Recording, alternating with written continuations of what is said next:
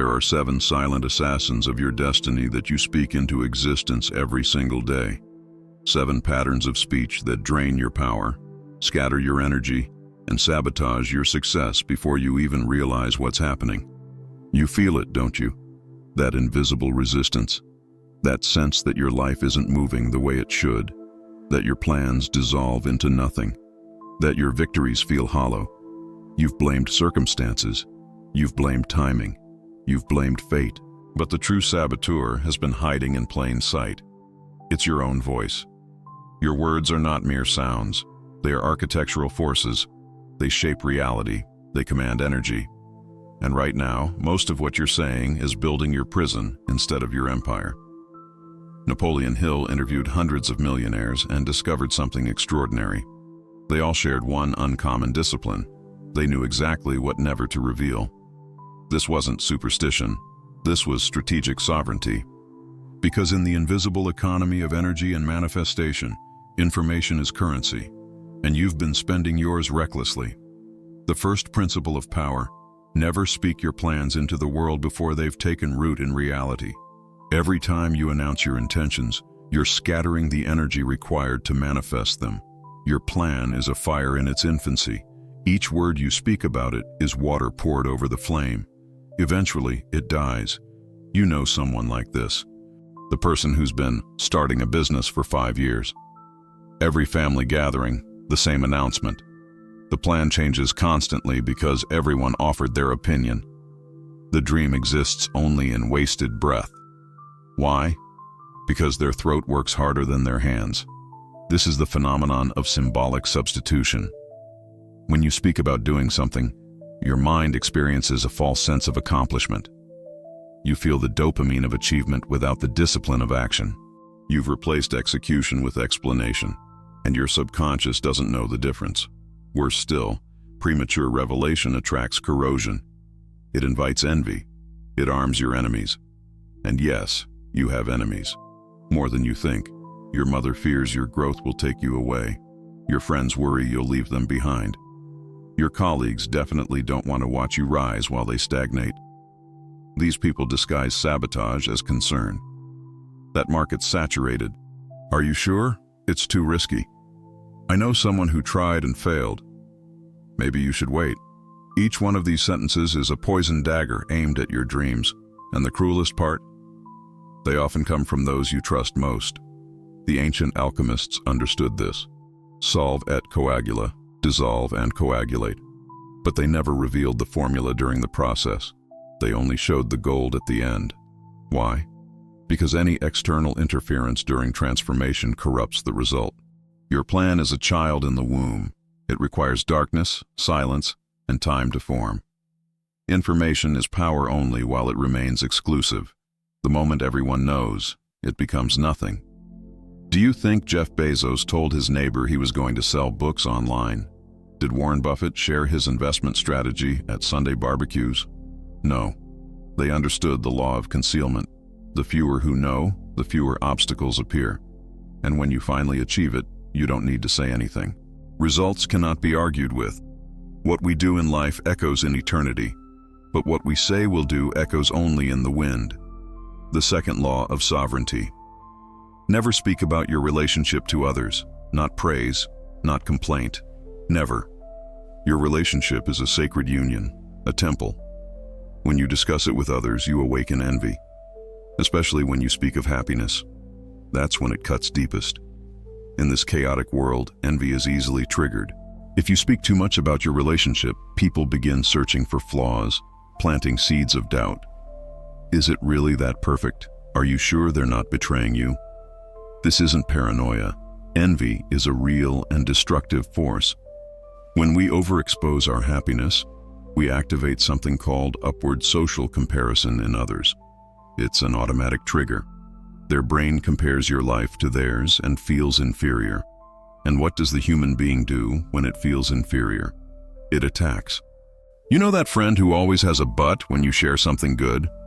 That's wonderful, but be careful. People like that usually. That but isn't concern.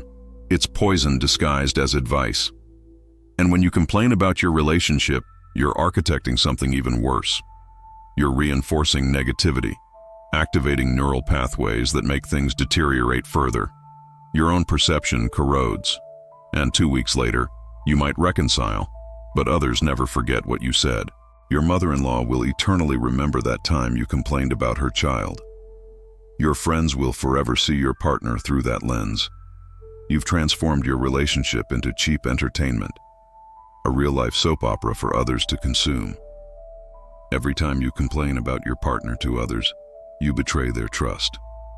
Yes, betray, because relationship means partnership. And what kind of partnership has one speaking against the other behind their back? Intimacy is a sacred fire. It should burn strong, but within your walls. Exposed to the world's wind, it extinguishes. Your relationship is like a tree. The deepest, strongest roots are those no one sees. They sustain everything when the storm comes. But if you keep digging them up to show everyone, the tree dies. And the final strike. When you overexpose your relationship, you create a prison for yourself and your partner. Because now you must maintain the image you've created. You must continue being the perfect couple. You can't have a bad day. You can't be tired. You must perform happiness constantly. What's worse than a bad relationship? A relationship that must pretend to be good to maintain the appearances you created. So engrave this as the primary commandment. Your relationship is your sanctuary. What happens between you two stays between you two. The third principle: never reveal how much you earn. If you earn little, they'll diminish you. If you earn much, they'll covet what's yours. There is no scenario where you win by disclosing your income. When you speak of scarcity, you're verbalizing it into existence. The instant you say, "I'm broke, nothing's left, money disappears," you're not just informing a situation. You're declaring an identity. You're telling the universe and your subconscious that you are someone limited, lacking, scarce. And the subconscious, which cannot distinguish between imagination and truth, simply obeys. When you speak of abundance, you invite different problems. Suddenly, everyone has an emergency. Distant relatives appear. Prices mysteriously rise when you're present. And worse, they begin questioning how you acquired this money. Must be evading taxes, something illegal. Suddenly, you're no longer just someone who worked hard.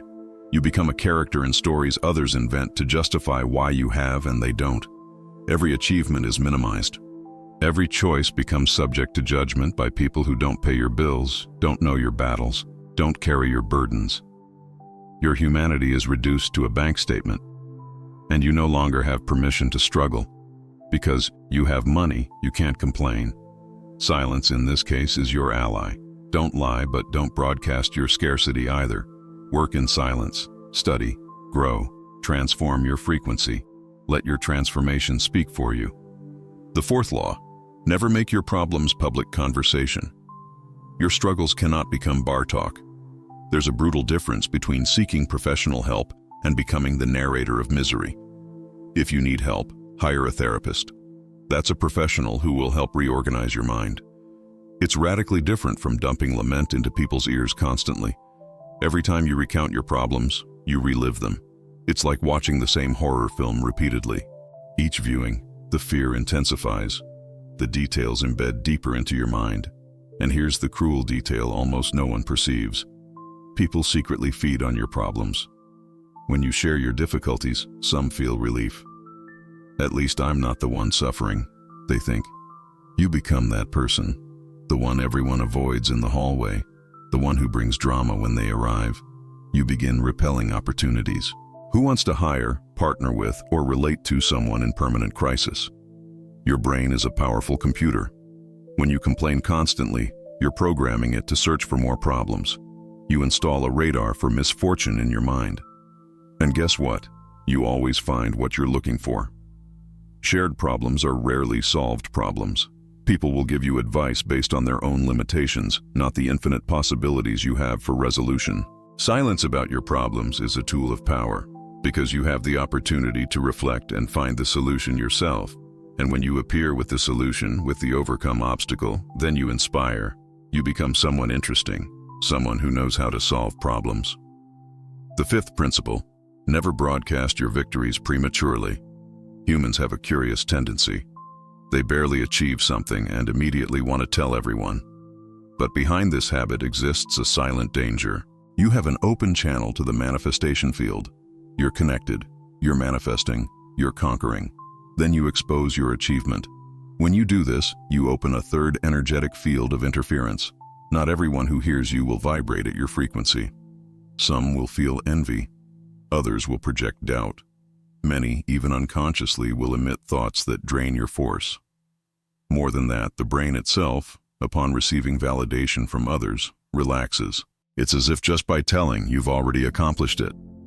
The dopamine released from feeling approved by others anticipates the pleasure of victory, and action decelerates. Guard silence about your victories. Understand that not everything needs to be said. Not every conquest needs exhibition. The sweetest fruits grow in silence before appearing in the orchard. Celebrate internally. Give thanks. But beyond that, maintain focus on continuity. The sixth law: never speak ill of others. Speaking badly of others is one of the most subtle forms of losing energy. It seems harmless. A comment here, a criticism there, an honest opinion about someone else's life. But every time you direct your attention to others' defects, to their errors, you divert focus from your own evolution. The tongue that judges is the same that creates. And when it's occupied pointing out what's wrong in others, it's creating those same problems for your own life. Judging and criticizing is the easiest thing that exists. It requires zero responsibility. But growing, looking inward, working your own shadows, that's a complex path because it demands emotional discipline. When you speak badly of someone, you're reinforcing vibrations of scarcity and comparison. The manifestation field understands your energy is prepared to diminish, not expand. There's a powerful aspect of attraction here. When you say someone is incompetent, lazy, dishonest, ungrateful, you're issuing that command to the universe and generating negative karma. You're reaffirming to the field that these patterns exist and are part of your world. Guess the result? You begin attracting people and situations that mirror exactly what you're criticizing. True power lies in observing without judging. That's the real challenge. See others' errors as mirrors that help you comprehend your own points of improvement. When someone falls, you have two options: point the finger or extend your hand. Only one brings you closer to prosperity. The seventh and final principle: never betray another person's secret. When someone shares something in confidence, they're offering something precious, their own vulnerability. And all vulnerability is sacred. Breaking a secret programs reality to see you as someone who doesn't deserve great responsibilities. Prosperity is also trust. Spiritual trust, financial trust, trust in relationships, trust in your own body. If you cannot guard what is small, how will you receive what is great? The habit of spreading what was told to you in confidence is the opposite of integrity. And without integrity, there is nothing. Even if no one discovers what you revealed, your energy betrays you, because whoever speaks what they shouldn't lives in a state of vigilance and internal anxiety. Will they find out? This tension is poison to your entire energetic system. What is said in confidence must remain guarded in the light of discernment, not scattered through the shadow of curiosity. Guard secrets as one guards jewels, with profound respect. These 7 principles are not rules. They are laws of energetic architecture. Your words don't just describe reality, they construct it. Every syllable is a command. Every sentence is a spell. You've been casting spells against yourself without even knowing it. The question is no longer whether you should guard your speech. The question is, what reality will you architect now that you understand the power you've been wielding unconsciously? Mastery begins in silence. Sovereignty is born in discretion. Your empire is built in the unseen and revealed only when it's unshakable. The universe rewards those who understand this ancient law. The mouth that speaks least commands most. Knowledge without application is merely an echo. Declare your first act of mastery. In the comments, write the single principle from this transmission that you will apply consciously in the next 24 hours.